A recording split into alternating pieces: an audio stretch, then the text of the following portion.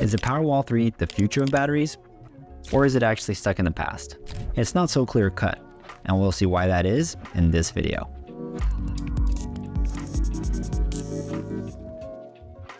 Hi, I'm Tom with Premier Roof Solar. I've been helping homeowners save money on their power bills for the last 6 years with renewable energy. And my goal is to educate and empower homeowners like you so that you can make the best decision for your unique situation. So the Powerwall 3, there's a ton of hype behind it, and it's definitely deserved. It answers a lot of things that both homeowners and installers have been clamoring for. So let's take a look at what that is. We'll see what's new and maybe a little bit old about this battery, as well as the pros and the cons. I'm going to start with the cons and move on to the pros, and within that we'll find out what's cutting edge and what's a blast from the past. So the first thing that stood out to me is the fact that it's using a string inverter. String inverters are the oldest technology when it comes to converting DC or direct current to AC or alternating current.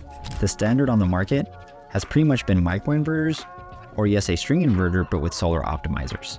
When the microinverters first came out, they were the best when it came to dealing with shade. String inverters have caught up recently, especially with the use of solar optimizers. But the optimizers still don't deal with the core issue of having a single point of failure. But at least with solar optimizers, you do have individual panel monitoring. Now with this Tesla setup, you can't really use the solar optimizers. And yes, you still have that single point of failure. Warning, power failure. So what does that mean? It means it's more costly and time consuming to get a fix for a faulty panel, and more importantly, it's more costly and time consuming to fix the inverter. String inverters are simply more expensive than microinverters. With a microinverter, you have individual inverters for each panel. So if one inverter goes out, you just have to replace that one small device, which is a lot less expensive. With a string inverter, that single point of failure means that the whole system goes down. And with this setup, it's actually integrated into the battery. So that means that your battery is going to go out as well. Boring. No, the battery. So no backup, and you lose all of the production and saving benefits from solar if that string inverter goes out. Another thing to keep in mind is that string inverters typically last only 10 to 12 years. Microinverters last about 25 years. Now, a few other key things. With an integrated string inverter, you can't retrofit it into older systems. There's also no load control. So that means that you can't prioritize certain rooms or devices when there's a power outage. Even when there is no power outage, the load control can help you maximize your savings. Because again, you can prioritize which rooms or devices are going to pull from the battery rather than pulling from the grid. Lastly, the warranty on this is 10 years. Some of the other newer batteries on the market, like Franklin or Enphase, have a 12 or 15-year warranty on them. But now let's look at the pros. The first thing that stood out to me is that this battery is LFP, or lithium iron phosphate, instead of the NMC battery, which is what the Powerwall 2 was. NMC uses cobalt. If you know anything about cobalt, you know it's pretty much a non-starter. At least it is for me. Most of the cobalt in the world, I think it's somewhere like 90%, comes from the Republic of Congo, and they don't really have the most humanitarian way of mining this stuff.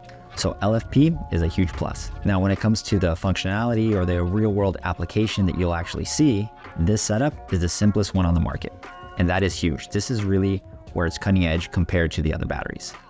It comes down to that integrated string inverter. Because it's integrated, it allows installers to hook this up with a backup switch and a meter collar. The simplicity allows for much faster approval, installation, and activation times. And that's where you'll really see the difference, a lot less waiting for the benefits of solar.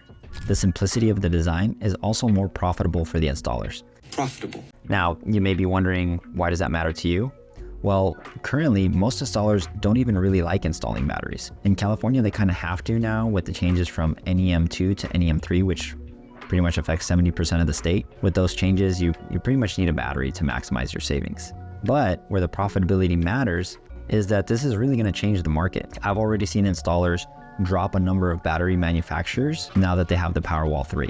So it's going to be interesting to see what happens. This could limit the availability of other batteries on the market, since it looks like installers are prioritizing the Powerwall 3. The fact is that a lot of these installers are installing the battery at cost or even sometimes at a loss. When it comes down to the experience of homeowners, what you'll see is much faster approval times with the fire department, the permitting office, and the utility when it comes time to activation. Another big improvement is that it has an 11.5 kilowatt output compared to the 5.8 kilowatt output from the Powerwall 2. With this output, you can potentially back up your entire home and technically include the air conditioning with just one battery. Now, I don't necessarily recommend backing up everything, including the AC, on just one battery, even if you could, because if you're using your air conditioner, you could drain that battery in less than a day. and then you're gonna be without backup again. But it is pretty nice that you can back up everything, let's say, except for the air conditioner with just one single battery. Now, if you decide you really do wanna back up your air conditioner, or if you have like a really big home and you wanna back everything up, you're probably gonna have to go with 2 or more Powerwall 3s, in which case you lose that benefit of having the backup switch with the meter collar. You'll have to go to a Tesla gateway, and that costs a little bit more money, but overall the design is still a little bit simpler, so you'll still have the faster approval times. And the last big thing, which this may be the most important thing for a lot of people, is it is a much cleaner look on the side of your home. So the batteries normally get mounted on a wall, either on the outside of your home, sometimes people have it inside of a garage. And when there's a lot less devices on your wall, well, one, that looks a lot cleaner. If it's in your garage, you have more room for stuff. And another huge thing is that there's less clearance issues that you're gonna run into. Again, faster approval times. So for sure, there are pluses and minuses to this new battery. It really comes down to what's most important for you, also what area you're in. If the city or county is tough to work with, this may be the best option to go with. And if clearance could be an issue because of windows, doors, gas meters, or other fixtures, this may be the only option to go with if you want a home backup. So let me know what you think in the comments below. And if you need help figuring out what's the best battery for you, check the description below.